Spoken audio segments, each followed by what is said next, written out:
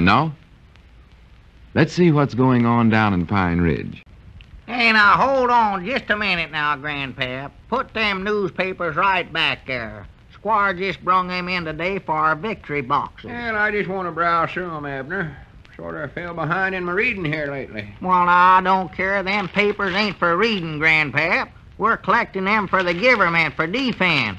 That's what all that paper and rubber and old metal stuff in them boxes is for there. Yeah, listen to this, Abner. Ernie and Beulah Thedford journeyed to Scotts Bluff, Nebraska to visit relatives and also some friends. Mr. Thedford is connected with the laundry here. Grandpap, I told you not to read Bert them. and Alan Gothenburg and daughter Lucy were in town Saturday to visit their parents.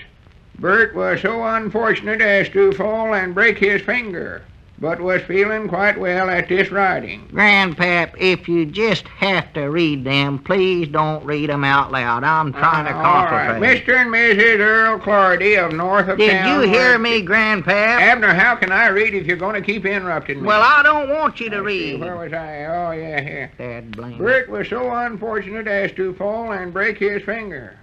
Well, I do know. Now, that's the second finger that feller's broke. You ought to be more careful. Wait a minute, Grandpap. Didn't you read that once before? No, sir. I never seen these papers before in my life. More than likely, Bert's got brittle bones. Don't let me forget to tell Charity about him. Charity? Does your woman know that feller? Not that I know of.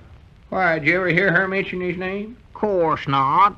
But you said you ought to tell Charity about him, just like he was an old friend of the family's or something. No, I think you're mistaken there, Abner. Only feller she ever knowed with brittle bones was old Charlie Conway over east of Cherry Hill.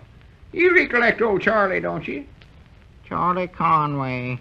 No, I don't believe I do. Oh, sure you do, Abner. Wore heavy sheep-lined mittens winter and summer to keep from breaking his bones in his hands. Prattle.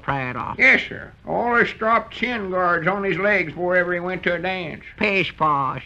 Now listen, Abner, I don't like your altitude. I'm telling you the truth about Charlie. Oh, Grandpap, I don't believe that. Now, you know good and well you're just making that up, and you might as well admit to it. I ain't doing no such a thing. You are now, done listen, it. Abner, Oh, wait a minute. Look. Wonderful world, Grandpap. Huh? Dodging these. Look there. Coming in the store. Oh. Don't let him hear us arguing this away now. I don't care if he does hear us. I know dead blame well I saw old Charlie wearing them mittens in the dead of winter. Or summer.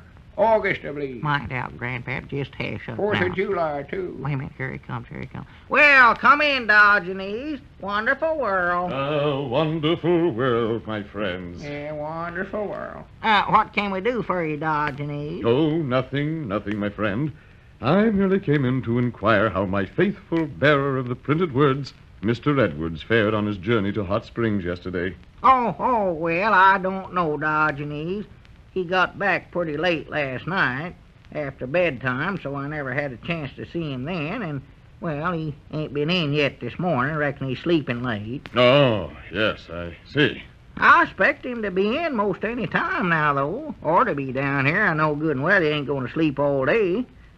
Don't you want to sit down and wait for him a while? Yes, well, no, I think I shall return to my workshop and prepare more pamphlets to be scattered into the arteries of life to illuminate its darkened corners. Well... Yeah, I can see him tomorrow or the next day. There's no rush at all. Oh, well, good.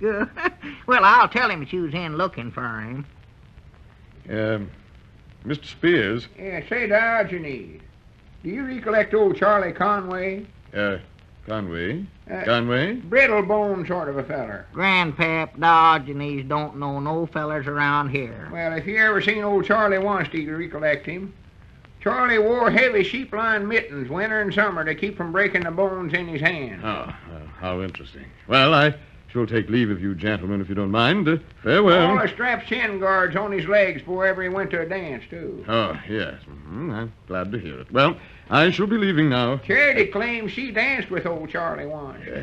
A fascinating anecdote, Mr. Spears. And now I think I'd He better said he be weren't going... much of a hand at dancing, though.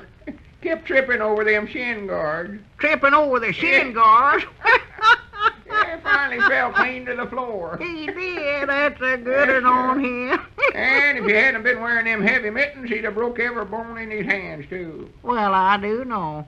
The mitten saved him, huh? Yes, sir, they saved him. All he broke was his arms. Well, Grandpap, I still don't believe that No, now. sir, that's the truth. I know it's the truth. She said so herself. You can ask Charity. Oh, you'd swear to anything. Telephone her up, telephone her up. I ain't gonna telephone her up, but you sit around down here and make up them big stories and expect folks to believe 'em. Did you actually see... Wait a minute. There he comes, Diogenes. There's Lum right now. There, Lum? Oh, excellent. Now I shall obtain a report of his journey before I return to my workshop. I recollect one time old Charlie's going hunting and he put on them shin... Grandpa.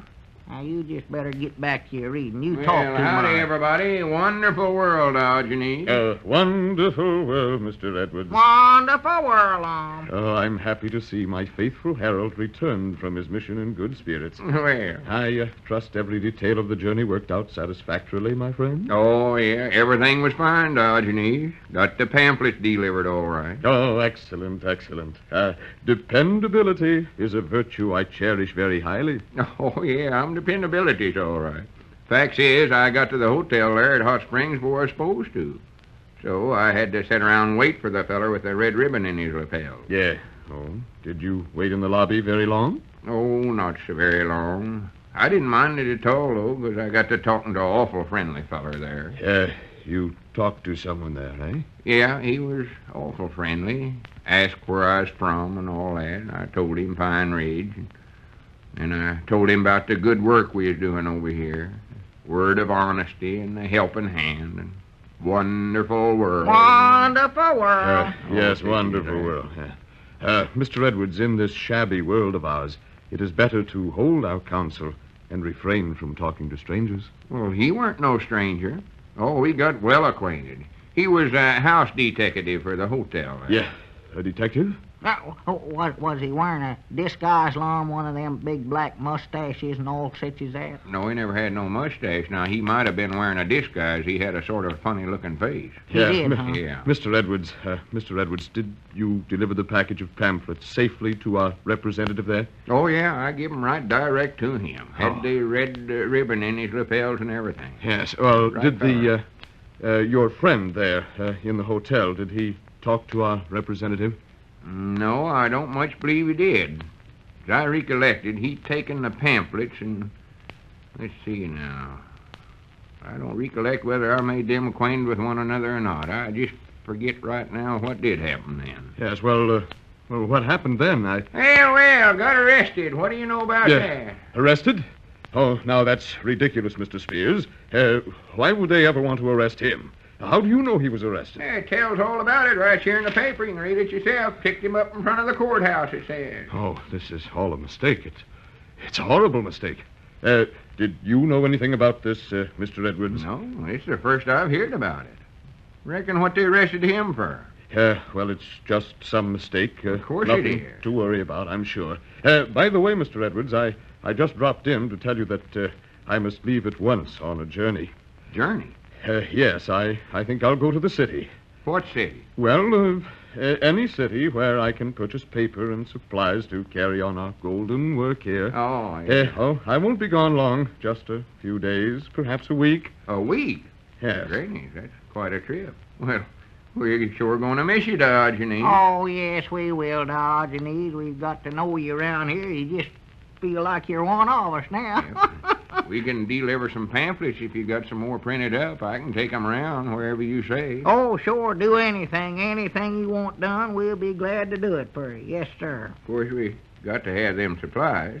Oh, yeah. Want us to do anything for you while you're gone? Sweep out your workshop or something? Straighten it up back there? Well, no, thank you. I'll want no one in the workshop while I'm gone. That I insist upon. It's perfectly all right as it is. Well. It can wait till my return. Yes, Oh, there is one thing you can do for me, though, my faithful worker. Well, just name it, Diogenes. Just call it out and we'll do it. You know that. Well, should anyone happen to come here inquiring about me or our golden work, about the pamphlets, I want you, Mr. Edwards, to assume full authority to act in my behalf during my absence. Well, I put you in charge. In fact, you will be in charge of everything. well, good for me. course we'll do it. Be more than proud to do it. Yes, sir. Well, thank you very much, my dependable friend. And now, for just a few brief days, farewell. A wonderful world. Yeah, go in a wonderful world, Wonderful Dodgenese. world. Well, Granny, did you hear that, Abner? Full charge of everything. yeah, I heard him. Dogged, I just thinking here along. You know, I believe there's something peculiar here. You know it? Peculiar. Yeah, something peculiar. Grandpap, how did you know the name of that feller? What feller? That feller that you just reading about there in the paper that they arrested in front of the courthouse in Hot Springs. Hot Springs? Why, sure, none of us knowed what his name was. Are you a deputy? I never said nothing about Hot Springs. I just reading an article here about a feller that got arrested for vagrancy in North Platte, Nebraska.